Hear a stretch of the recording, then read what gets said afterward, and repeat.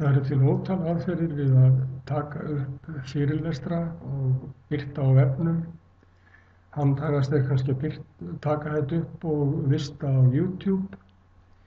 Nú til þess að koma þessu inn í Moodle er aðferðin að fara í aðföng og URL og þá fáum við titilinn, nafnið, leiðbeiningar, smá lýsingu á því sem við erum að fara að gera eða taka upp og þetta er útvarvefur, þá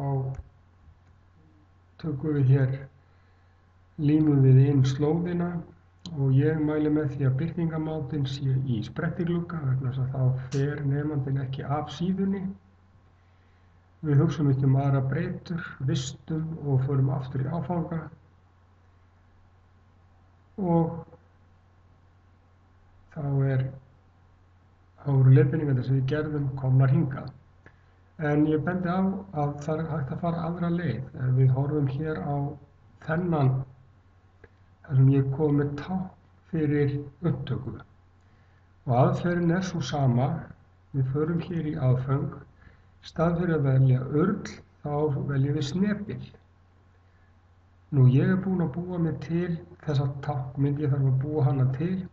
Ég sæki hana hér og hjá mér er hún hér bara í nýlegum myndum. Vídeó merki 2, velja þessa skrá og það getur hver sem fengið hana hjá mér, nota hana hjá mér og ég set hana hér inn. Ok, og hér ger ég leiðbeiningar eins og áður, feitletra og set inn slóðina. Hún kemur hér og ég opna þetta í nýjum glugga, set inn og vista og fer aftur í áfangan og hér eru það komnar upp, hér er komin slóð á leiðbeiningar, upptökuna sem þið hafi verið að horfa á.